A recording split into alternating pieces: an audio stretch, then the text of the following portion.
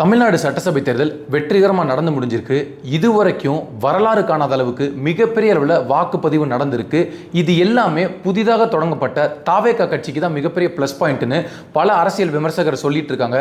இதுவரைக்கும் தமிழ்நாடு அரசியல் வரலாற்றில் இப்படி ஒரு வாக்குப்பதிவு நடந்ததே இல்லை. உச்சமான வாக்குப்பதிவுன்னு பார்க்கும்போது 2011 மிகப்பெரிய ஆன்டி இன்கம்பன்சி திமுக மேலே இருந்தது. அந்த நேரத்திலே கூட அம்மா ஜெயலலிதா வரணும்னு சொன்னப்போ கூட 78% வாக்கு தான் பதிவு பண்ணியிருக்கு. ஆனால் இந்த முறை 85% நெருங்கி வாக்குப்பதிவுகள் நடந்திருக்கு. இதில் குறிப்பாக பெண்கள், இளைஞர்கள், முதல் வாக்காளர்கள் இவங்க எல்லாருமே அதிகப்படியான கவனம் செலுத்தி வாக்கு செலுத்தியிருக்காங்கன்னு சொல்லப்படுது. இது எல்லாமே தாவேகாவுக்கு மிகப்பெரிய அட்வான்டேஜ். எங்கள் அண்ணனுக்கு சினிமாவில் மட்டும் இல்லை, அரசியலையும் மாஸ் ஓப்பனிங் இருக்குன்னு களம் நிரூபிச்சிருக்கு அப்படின்னு சொல்கிறாங்க தாவேகாவில் இருக்கக்கூடிய முக்கியமான நிர்வாகிகள். ஆனால் உண்மையிலேயே 2026 தேர்தலுக்கும் 2021 தேர்தலுக்கும் மிகப்பெரிய வித்தியாசம் என்ன, இது யாருக்கு சாதகம் யாருக்கு பாதகம் அப்படின்றத விரிவாக இந்த காணொளியில பார்க்கலாம். திமுக ஆட்சிக்கு வந்த நாள்ல இருந்து ஆரம்பத்தில் அவங்க சரியாக தான் ஆட்சி பண்ணிட்டு இருந்தாங்க. ஆனால் அதுக்கப்புறம் ஒவ்வொரு நாளும் இங்கே இருக்கக்கூடிய சட்டம் ஒழுங்கு பிரச்சனை மிகப்பெரிய அதிருப்தியை ஏற்படுத்திச்சு தமிழ்நாடு மக்களுக்கு. குறிப்பாக பெண்களை வைத்திருக்கக்கூடிய எல்லா வீட்டில் இருக்கவங்களுக்கும் இந்த ஆட்சியில் நம்ம பாதுகாப்பாக இருக்க முடியுமா முடியாதான்ற மிகப்பெரிய அச்சம் தொடர்ந்து நடந்துகிட்டே இருந்தது. அதுலேருந்து எப்படா தேர்தல் வரும், எப்படா ஒரு மாற்றம் வரும்னு மக்கள் எல்லாருமே காத்துட்டு இருந்தாங்க. அந்த நேரம் தான் தாவேகா தலைவர் விஜய் தன்னுடைய கட்சியை அறிமுகப்படுத்தினார். முதல் தேர்தலே நான் சிஎம் ஆக போகிறேன், மக்கள் எல்லாரும் எனக்கு வாக்களிப்பாங்க, நான் எல்லா வீட்லையுமே இருக்கேன்னு பலவிதமான விஷயங்கள் பேசிட்டு இருந்தாரு. இது எல்லாத்துக்கும் கடுமையான விமர்சனங்கள், கடுமையான எதிர்ப்புகள், இது எல்லாம் வந்ததை நம்ம தொடர்ந்து பார்த்துட்டே இருந்தோம். ஆனால் திரு விஜய் அவர்கள் வந்ததுக்கு அப்புறம் தான் அரசியலில் இளைஞர்கள், பெண்கள், சிறு வயதில் இருக்கக்கூடிய எல்லா நபர்களும் கவனம் செலுத்தினாங்க அப்படின்றத யாராலையுமே மறுக்க முடியாது. அது நிதர்சனமான உண்மை. அவர் வந்ததுக்கு அப்புறம் தான் அரசியல்னா என்ன, அரசியல் என்னென்ன நடக்குது, யார் யார் நம்மளை எப்படி எப்படிலாம் ஏமாத்துறாங்க அப்படின்றத இளைஞர்கள் அதிகப்படியாக கவனம் செலுத்திட்டு இருந்தாங்க. ஏதோ வந்தோம் போனோன்னு வாக்கு செலுத்தணும்னு இல்லாமல் வாக்கை எப்படி பயன்படுத்தணும், நம்ம வாக்கு எந்த அளவுக்கு உரிமை அப்படின்றத உண்மையிலே விஜய் களத்துக்கு வந்ததுக்கு அப்புறம் தான் எல்லாருமே புரிஞ்சுக்கிட்டாங்க. ஆனால் ஒவ்வொரு முறையுமே முதல் நாளில் கிட்டத்தட்ட ஒரு 6 மாதம் முன்னாடியிலிருந்தே திரு விஜய் அவர்கள் சொல்லிட்டு இருந்தாரு, எனக்கும் திமுகவுக்கும் நடுவில் தான் போட்டின்னு அழுத்தம் திருத்தமாக சொல்லிட்டு இருந்தாரு. முதல் நாளில் அது கொஞ்சம் இதெல்லாம் சாத்தியமாக களத்தில் யதார்த்தமாக நடக்கும் அப்படின்னு நம்ம நினைச்சோம். ஆனால் உண்மையிலேயே அவர் சொன்ன நாள்ல இருந்து கடைசியாக தேர்தல் நெருங்கக்கூடிய இந்த நேரத்தில் திமுகவுக்கும் தாவேகாவுக்கும் தான் போட்டின்னு கொண்டு வந்து நிறுத்திட்டாரு. அப்படிதான் களம் இருந்தது. சரி, விஜய் அவர்கள் சொல்றாரு மேடையில், எனக்காக ஒரே ஒரு உதவி பண்ணுங்க, ஒரே ஒரு நாள் எனக்காக நீங்க எல்லாரும் வந்து விசில் சின்னத்துக்கு வாக்கு செலுத்துங்க, காலையிலே சீக்கிரமா கிளம்பி எல்லாரும் வந்து வாக்கு செலுத்துங்க அப்படின்னு சொன்னாரு. இது வந்து அவங்க கேட்கவும் செய்வாங்க, கேட்காமல் இருப்பாங்க, இது அவங்களோட விருப்பம். ஆனா விஜய் அப்படின்ற ஒரு நடிகர் இன்னைக்கு அரசியலுக்கு வந்திருக்காரு, மக்களுக்கு சேவை செய்ய தான் நான் வந்திருக்கேன்னு சொன்னதுனால அவருக்கு நம்ம ஒரு வாய்ப்பு கொடுப்போம்னு சொல்லி எல்லாருமே வாய்ப்பு கொடுப்போன்னு மக்கள் எல்லாருமே அவர் உற்சாகப்படுத்தி வரவேற்றாங்க. அவர் எங்கெல்லாம் பிரச்சாரம் போனாரோ அந்த இடத்துல எல்லாத்துக்குமே மக்கள் எல்லாரும் நாங்கள் உங்களுக்கு வாக்கு செலுத்துவோம்னு சொல்லிட்டே தான் இருந்தாங்க. அப்படி அவர் முடிஞ்ச வரைக்கும் எல்லா தொகுதியும் கவர் பண்ண முடியல. அவருக்கு ஒரு மிகப்பெரிய சேலஞ்ச் கிடையாது, எல்லா தொகுதிகளுக்கும் போக முடியல, நம்ம பிரச்சாரம் பண்ண முடியல, நமக்கு வாக்கு விழுமான்ற சேலஞ்ச் அவருக்கு கிடையாது. காரணம் என்னன்னா அவரோட கட்சி, அவருடைய பெயர், கட்சியின் பெயர், கட்சியின் சின்னம், இது எல்லாமே மிகப்பெரிய பிராண்டா அவருக்கு மாறிடுச்சு. அதனால விசில் சின்னம் எளிதாக போய் மக்கள்கிட்ட சென்றடைந்துரும் அப்படின்ற நம்பிக்கையில் அவர் எல்லா இடத்துலையும் என்ன சொன்னார், வேட்பாளர்கள் பெயரே சொல்லல, பொதுவாக நின்று என்னோட விசில் சின்னத்துக்கு வாக்கு செலுத்துங்க, எனக்கு ஒரு வாய்ப்பு கொடுங்கன்னு தான் கேட்டார். இதை குறித்து நம்ம பல காணொளிகளில் பேசியிருப்போம். ஆனால் இன்னைக்கு 84.60% வாக்குகள் பதிவாயிருக்கு. இது உண்மையிலே தமிழ்நாடு அரசியல் வரலாற்றில் இவ்வளோ பெரிய ஒரு மேசிவ் சேஞ்ச் யாருமே பார்த்ததில்லை. அம்மையார் ஜெயலலிதா இருந்திருக்காங்க, காமராஜர் இருந்திருக்காரு, எம்ஜிஆர் இருந்திருக்காங்க, கலைஞர் இருந்திருக்காரு, யாருக்குமே இந்த மாதிரி ஒரு சேஞ்ச் கிடைச்சதில்லை. இப்போ 84% விழுந்துருச்சு. ஆனால் அதுக்கு எப்படி தம்பி விஜய்க்கு அட்வான்டேஜாக மாறும் அப்படின்னு எல்லாரும் கேட்கலாம். ஆனால் உண்மையிலே வரலாறு என்ன சொல்லுதுன்னா, ஒரு சராசரியாக 72% இந்த வாட்டி போல இருக்கு, நெக்ஸ்ட் டைம் 78% 80% போல இருக்கு அப்படின்னா அந்த மிச்சம் வரக்கூடிய எல்லா பர்சன்டேஜ் அதிகமாகுது இல்லையா, இது எல்லாமே புதிதாக வரக்கூடிய கட்சிகளுக்கு தான் ஆதரவு கொடுப்பாங்க. இது இந்தியா முழுவதும் இருக்கக்கூடிய அரசியல் வரலாற்றில் போய் பார்த்தா தெரியும். அப்படித்தான் திரு விஜய் அவர்களுக்கு எல்லாருமே சொல்லிட்டு இருந்தாங்க, இன்னைக்கு ஒருவேளை 85 விழுக்காடு வாக்குகள் வாங்கிட்டாங்க, மக்கள் பதிவு பண்ணிட்டாங்க அப்படின்னா அது மிகப்பெரிய அட்வான்டேஜா விஜய்க்கு அமையும் அப்படின்னு சொன்னாங்க. உண்மையிலே களம் இப்போ அது போல தான் இருக்கு. அதே போல் நம்ம எல்லாருக்கும் தெரியும், திரு விஜய் அவர்களுடைய கட்சியில் இருக்கக்கூடிய நபர்கள் எல்லாருமே வெள்ளை சட்டை, காக்கி பேண்ட் இதை போட்டு நாங்கள் வாக்கு செலுத்துவோம் அப்படின்னு ஒரு ட்ரெண்டை உருவாக்கிட்டு இருந்தாங்க. இது எல்லார் மத்தியிலுமே வரவேற்பு பெற்றுச்சு. ஆனால் உண்மையிலேயே எல்லாரும் பார்க்க முடிஞ்சது, எந்த பூத்தில் போனாலும் 10ல் 5 பேர் 6 பேர் வெள்ளை சட்டை போட்டு காக்கி பேண்ட் போட்டு நின்னாங்க. ஆனால் இது எவ்வளவு பெரிய மாற்றத்தை உண்டாக்கி இருக்கின்றதை நம்ம இப்போதான் பார்க்கணும். திரு விஜய் அவர்களுக்கு வாக்கு செலுத்தணும், முதன்முறையாக நான் வாக்கு செலுத்த போறேன், நான் விஜய்க்கு தான் போடுவேன் அப்படின்னு பலரும் பேசுறதை நம்மளால கேட்க முடியுது. இதில் ரொம்ப ஆச்சரியமா இருந்த விஷயம் என்னன்னா, பல பூத்தில், பல மாவட்டங்களில், பல தொகுதிகளில் இஸ்லாமிய சகோதரர்களும் கிறிஸ்தவ சகோதரர்களும் நாங்கள் விசில் சின்னத்துக்கு தான் ஓட்டு போட்டோன்னு வெளிப்படையாக வெளியில் வந்து சொல்கிறாங்க. சினிமா துறையில் இருக்கக்கூடிய பலருமே திரு விஜய் அவர்களுக்கு தான் வாக்கு செலுத்தியிருக்காங்க. இதில் திரு அஜித் அவர்கள் முதல் வாக்கு அவர் தான் பதிவு பண்ணார். தேர்தல் அலுவலகம் அந்த திறக்கிறதுக்கு முன்னாடியே 10 நிமிஷம் முன்னாடியே போய் நின்றுட்டாரு. முதல் வாக்கு அவர் தான் செலுத்தியிருக்காரு. அவரும் வெள்ள விடையில தான் வந்தாரு. இது எல்லாமே பெரிய விஷயமா பார்க்கப்படுது. காரணம் என்னன்னா டிவிக்கே விஜய் இந்த ஒரு விஷயம் தான். இது எல்லாருமே ரொம்ப லைட்டாக எடுத்துகிட்டு போயிட்டு விஜய் எல்லாம் வாக்கா மாறுமா, கூட்டம் ஓட்ட மாறுமா அப்படின்னு கேட்டாங்க இல்லையா? உண்மையிலேயே மிகப்பெரிய ஓப்பனிங் இந்த அரசியல் அவருக்கு இருக்குன்றத காலம் மறுக்கவே முடியாது. அப்படி ஒரு சூழ்நிலை இன்னைக்கு உருவாயிருக்கு. இது வரைக்கும் 78% தான் 2011 அம்மையார் ஜெயலலிதாக்கு. நமக்கு தெரியும் திமுக ஆட்சி அராஜகத்தின் உச்சத்தில் இருந்துச்சு 2006 அந்த 10 காலத்தில். அந்த நேரத்திலேயே அம்மையார் ஜெயலலிதாவுக்கு 78% தான் ஓட்டு கிடைச்சது. ஆனால் இந்த முறை 84.60% வாக்குகள் கிடைச்சிருக்குன்னா இது யாருக்கு மிகப்பெரிய பாதகத்தை ஏற்படுத்தும் அப்படின்னு யாராலையும் கணிக்க முடியல. திமுக ஓட்டையும் உடைச்சிட்டாரு, அதிமுக ஓட்டையும் உடைச்சிட்டாரு.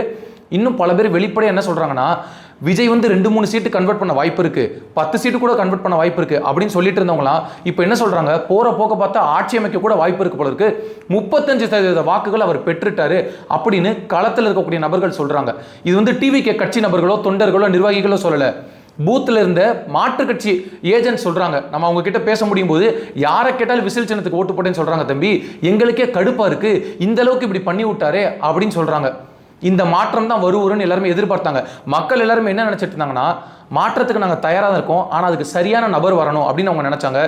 இப்போ எல்லாருக்கும் ஒரு ஆச்சரியம் இருக்கும், 85% வாக்கு பதிவாக இருக்கு, ஏன் அது அதிமுக திமுக எடுத்திருக்க முடியாதா அப்படின்னு யோசிப்பாங்க. 2021 திமுக 159 சீட்டு பக்கம் ஜெயிச்சாங்க. அவங்களே 40% வாக்குகள் வாங்கினாங்க. அதிமுக 31.20 சம்திங் வாக்குகள் வாங்கினாங்க. அப்போ இங்கே 31%, இங்கே 40%, ரெண்டையும் சேர்த்தா 70% தான் வருது. மிச்சம் 6% சீமான் வாங்கினாரு, அதை நம்ம ஏற்றுக்கணும். ஆனால் இந்த தேர்தலில் சீமானுக்கு அதே 6 விழுக்காடு ஓட்டு கிடைக்குமான்னு கேட்டால் கிடையாது. இதே அதிமுக திமுக 40+30% மெயின்டைன் பண்ணுவாங்கன்னு கேட்டால் தெரியாது.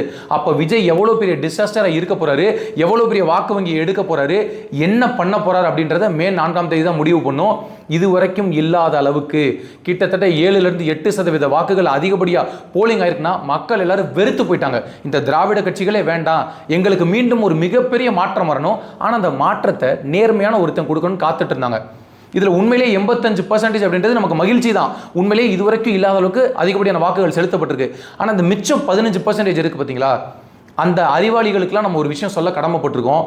ஒரே ஒரு நாள் 5 வருஷத்துக்கு ஒரு முறை கிட்டத்தட்ட 2000 நாட்கள் நெருங்கி, அதே அந்த 2000 நாட்களுக்குள்ள ஒரே ஒரு முறை நீங்கள் வெளியில் ஓட்டு போட போறீங்க. நீங்கள் யாருக்கு வேணாலும் ஓட்டு போடலாம், உங்களோட உரிமை அது. யாரும் உங்களை புஷ் பண்ணி கையை பிடிச்சி இழுத்து இந்த கட்சிக்கு தான் ஓட்டுக்கு போடணும்னு சொல்ல மாட்டாங்க, கேன்வாஸ் பண்ணுவாங்க. ஆனால் நீங்கள் போய் களத்தில் நின்று எந்த வாக்கு செலுத்தணுன்றது உங்கள் விருப்பம். ஆனால் அந்த ஓட்டை கூட நாங்கள் போட வரமாட்டோம் அப்படின்னா இந்த 15% தான் யார் வரக்கூடாதோ அவங்க வர்றதுக்கு ஏற்பாடு செஞ்சிடும். அதுதான் இங்கே இருக்கக்கூடிய மிகப்பெரிய தவறு. அதனால தான் அரசியல் கட்சி தலைவர்கள் என்ன நினைச்சாங்கன்னா, இந்த 15% 20% ஓட்டு போட மாட்டாங்களே, அதை வச்சு நம்ம தப்பிச்சுக்கலாம் அப்படின்னு நினைக்கிறாங்க. இவங்க தான் மிகப்பெரிய தேச குற்றம் செய்யக்கூடிய குற்றவாளிகள். ஏன் இவ்வளவு காட்டமான வார்த்தைகளை பயன்படுத்த வேண்டிய தேவை இருக்குன்னா, உங்களால் தான் நாட்டில் நடக்கக்கூடியது பல விஷயங்கள் நடந்திருக்கு. தூத்துக்குடி துப்பாக்கியோடு நடந்துச்சு, பொள்ளாச்சி பாலியல் வன்கொடுமை நடந்துச்சு, அண்ணா யூனிவர்சிட்டியில் பிரச்சனை நடந்துச்சு, விளாத்திக்குளம்ல பிரச்சனை நடந்துச்சு, இப்படி எண்ணற்ற ஊர்களில் எண்ணற்ற பிரச்சனைகள் நடந்துச்சு. அந்த குற்றங்களுக்கெல்லாம் துணை போகிற விஷயங்கள் எந்த அளவுக்கு ஒரு சரிக்கு சமமான விஷயமோ அது போல தான் நீங்கள் பண்ணக்கூடிய விஷயம். ஒரு கூட்டம் இருக்கு, ரொம்ப ட்ரெண்டாக ரொம்ப கெத்தா, நான் பாலிடிக்ஸ் ஃபாலோ பண்ண மாட்டேன், நான் ஓட்டு போட மாட்டேன் அப்படின்னு நினச்சிட்டு இருக்கு. இவங்க எல்லாருக்கும் ஒரு சரியான தலைவன் உட்காரும்போது என்ன பண்ணுன்னா, தொடர்ச்சியாக 2 முறை நீ வாக்கு செலுத்தல அப்படின்னா உங்க வீட்டு இபி கனெக்ஷனை கட் பண்ணிடுவோம், உங்க வீட்டு ரேஷன் கார்டை கட் பண்ணிடுவோம் அப்படின்னு சொல்லிட்டோம்னா, இந்த சீன் போட்டு ட்ரெண்ட் செட் பண்றாங்கல்ல, நாங்க அரசியல் ஃபாலோ பண்ண மாட்டோம், எங்களுக்கு அரசியல் வேண்டாம், நாங்க ஓட்டு போட மாட்டோம், நாங்க நோட்டாக்கு போடுவோம், அந்த நோட்டாக்காவது போட்டிருக்கலாம்ல. ஆனால் படுத்து வீட்டில் குப்புறப்படுத்து தூங்கிட்டு ஜாலியாக இருந்துட்டு நான் ஓட்டு போட மாட்டேன்னு ஸ்டேட்டஸ் வைக்கிறது, ட்ரெண்ட் செட் பண்ணுறது எல்லாமே அது அவமானத்தின் உச்சம், அசிங்கத்தின் உச்சம், ஆபாசத்தின் உச்சம். நீங்கள் உங்களை மாதிரி நபர்களால தான் நாட்டில் ஒரு மிகப்பெரிய மாற்றம் வரணும் அப்படின்னு நினைக்கக்கூடிய நபர்கள் கூட வெறுத்து ஒதுங்கி போயிடுறாங்க. நீங்கள் இந்த கட்சிக்கு தான் ஓட்டு போடணும்னு கிடையாது, ஆனால் ஏதோ ஒரு கட்சிக்கு வாக்கு செலுத்தணும்ல, ஜனநாயக உரிமைன்னு ஒன்று இருக்குல்ல, பசிச்சா சாப்பிட்றோம்ல 3 வேளை, அப்போ ஓட்டு போடுறது மட்டும் நமக்கு தேவையில்லை நீங்கள் நினைக்கிறீங்க. அதனால தான் நம்ம மீண்டும் பதிய வைக்கிறோம், யாராவது ஒரு நல்ல தலைவன் இந்த இடத்துல உட்காரும்போது தொடர்ந்து 2 முறை ஓட்டு போடலை அப்படின்னா உங்கள் வீட்டில் இருக்கக்கூடிய இபி கனெக்ஷனையும் கட் பண்ணிட்டு உங்கள் ரேஷன் கார்டையும் கட் பண்ணிடணும். இன்னும் கொஞ்ச நாள் போக போக ஒவ்வொரு கார்டையாக கட் பண்ணிடணும். ஆதார் கார்டே கிடையாது, நீங்களாம் மனுஷனே கிடையாதுன்ற ரேஞ்சுக்கு கொண்டு போனாதான் இங்கே இருக்கக்கூடிய நபர்களுக்கு கொஞ்சமாவது புத்தி வரும். உங்களுக்கு இதை தவிர வேற என்ன முக்கியமான வேலை இருக்கும்? ஒரு நபர் ஒரு கூட்டம் இந்த ஆட்சி எனக்கு பிடிக்கல, அப்போ எந்த ஆட்சி பிடிக்குது, எந்த நபரை பிடிக்குது, அவங்கள தேர்வு செய்யுங்க. யாரையுமே பிடிக்கல, நோட்டாக்காவது போடுங்க. ஆனால் வாக்கே செலுத்த மாட்டேன்னு வீட்டில் உட்கார்றது எந்த அளவுக்கு நமக்கு ஒரு அசிங்கம். வெளிநாட்டில் இருக்கக்கூடிய அத்தனை பேருமே இதை மிகப்பெரிய கடமையாக நினைச்சு ஆற்றிட்டு இருக்காங்க. ஆனால் நம்ம ஒரு நாள் கூட அப்படி ஒரு மிகப்பெரிய ஜனநாயக பொறுப்புன்னு நினைச்சு நம்ம முன்வரதில்லை. இந்த முறை ஏதோ விஜய் வந்தாரு, பேசினாரு, ஓட்டு போட சொன்னாரு, அதனால ஒரு 8% அதிகரிச்சிருக்கு. அடுத்த முறையாவது கொஞ்சமாவது இந்த சமூகத்தில் நம்ம ஒரு அக்கறையா ஒரு பொறுப்பெடுத்து நமக்கும் ஒரு உரிமை இருக்கு, நமக்கும் ஒரு பங்கு இருக்கு, நமக்கும் ஒரு மிகப்பெரிய பொறுப்பு இருக்குன்னு நினைச்சு தயவு செய்து அந்த வேலையை பண்ணுங்க. இல்லை எனக்கு இபி கனெக்ஷன் வேணாம், எனக்கு ரேஷன் கார்டு வேணாம்னு நினைச்சீங்கன்னா தயவு செய்து தொடர்ந்து அதே வேலையை பண்ணுங்க. இப்போ இது எல்லாத்தையும் தாண்டி மிகப்பெரிய முக்கியமான விஷயம் என்னன்னா, திரு விஜய் அவர்களை எந்த விஷயத்தை சொல்லி சொல்லி காயப்படுத்தினாங்களோ இந்த திராவிட கட்சிகள், அந்த கரூர் மாவட்டத்தில் யாரை குற்றவாளின்னு சொன்னாங்களோ அந்த நபர் தேர்தலில் நிற்கிறார் கரூர்லேயே. மதியழகன்ற ஒருத்தர் தாவேகா சார்பாக. ஆனால் யாரை நிரபராதின்னு சொன்னாங்களோ திரு செந்தில் பாலாஜி அவர்கள் அந்த ஊரை விட்டு ஓடிட்டாரு. அந்த கரூர் தொகுதியில் 91% வாக்குகள் பதிவாயிருக்கு. அப்போ இது எந்த மாதிரி நம்ம எடுத்துக்கிறது? இது யாருக்கு மிகப்பெரிய அட்வான்டேஜாக இருந்திருக்கும்? இந்த திராவிட கட்சிகள் மேலே இந்த வெறுப்பு தான் கரூர் மக்கள் ஒட்டு மொத்தமாக அந்த வாக்கு உரிமையில காமிச்சிருக்காங்க. உறுதியாக மே 4ஆம் தேதி இதுக்கான ரிசல்ட் நல்லபடியாக தெரியும். இப்போ விஜய் வந்து ஆட்சி அமைப்பாரா, எத்தனை சீட்டு ஜெயிப்பாரு, இது எல்லாமே மே 4ஆம் தேதி நம்ம பொறுத்து தான் பார்ப்போம். விஜய் வந்து என்ன வாக்கு வாங்குறாரோ அதை நம்ம ஏற்றுக்க தான் போகிறோம். ஆனால் இங்கே இருக்கக்கூடிய ஒட்டுமொத்த திராவிட கட்சிகளுக்கும் எதிர்கட்சிகளுக்கும் குறிப்பாக நாம் தமிழர் கட்சிக்கும் மே 4ஆம் தேதி மிகப்பெரிய அலார்மிங் டே இருக்கும். அதில் எந்த சந்தேகமும் இல்லை. எவ்வளவு காயப்படுத்தி எவ்வளவு கீழ்த்தரமா அந்த கட்சியை தற்கூரி கூட்டம்னு சொன்னாங்களோ அந்த தற்கூரி கூட்டம் தான் இன்னைக்கு மிகப்பெரிய புரட்சியை பண்ணியிருக்கு இந்த தேர்தலில். யாருமே பண்ண முடியாத ஒரு விஷயம். ஐயா ஸ்டாலின் அவர்கள், எடப்பாடி பழனிசாமி, அம்மா ஜெயலலிதா, ஐயா எம்ஜிஆர், காமராஜர் பண்ண முடியாத ஒரு விஷயத்தை நேற்று கட்சி தொடங்கின விஜய் பண்ணிட்டாரு. அவர் ஜெயிக்கிறார், தூக்குறார் ரெண்டாவது. ஆனால் ஓட்டு போட வாங்க மக்கள்னு சொன்னதுக்கு 8% வாக்கு மக்கள் அதிகமாக வந்து வாக்கு செலுத்தியிருக்காங்க. இதில் குறிப்பாக இளைஞர்கள், பெண்கள், முதல் வாக்காளர்கள் இவங்க எல்லாரும் தான் அதிகப்படியான வாக்குகள் செலுத்தியிருக்காங்க. இது கள ரிப்போர்ட் சொல்லுது. இது எப்படிப்பட்ட ஒரு மிகப்பெரிய புரட்சிக்கு ஒரு ஆரம்ப புள்ளின்றதை மக்கள் சிந்திச்சு பார்க்கணும். விஜய் சொல்லிட்டாரு அதனால மிகப்பெரிய புரட்சி நடந்துச்சு அப்படின்றது கிடையாது. ஆனால் இது வரைக்கும் யாருமே பண்ண முடியாத ஒரு விஷயத்தை பண்ணியிருக்காருல. அப்படிதான் மே 4ஆம் தேதி மிகப்பெரிய அளவில் தாக்கத்தை ஏற்படுத்தும் தாவேக்கா அப்படின்றதுல எந்த சந்தேகமும் இல்லை. இனிமேலாவது தயவு செய்து தாவேக்காவோட கட்சிக்கு என்ன மாதிரியான வலிமை இருக்கு, அந்த தற்கூரி கூட்டத்துக்கும் என்ன வலிமை இருக்குன்றதை எல்லாரும் புரிஞ்சுக்கணும். நீங்க சொல்றீங்கல்ல, ஆனா ஒன்னா விஜய் கூட்டத்துக்கு அரசியலே தெரியாது தற்கூரி கூட்டம்னு. அந்த தற்கூரி கூட்டம் தான் காலை 6 மணிலிருந்து இரவு 9 மணி வரை அந்த பூத்தில் உட்கார்ந்து ஒரு ஓட்டு மிஸ் பண்ணாம எல்லாத்தையும் சரிவர இருந்து நேர்மையான முறையில் தேர்தல் நடப்பதற்கு உறுதுணையாக இருந்திருக்காங்க. அந்த தற்கூரி கூட்டம் தான். இதுவரைக்கும் தற்கூரி கூட்டத்தை வச்சு வாக்குகள் பெற்ற இந்த தற்கூரி கூட்டம் சொல்லுது விஜயின் கூட்டம் தற்கூரி கூட்டம்னு.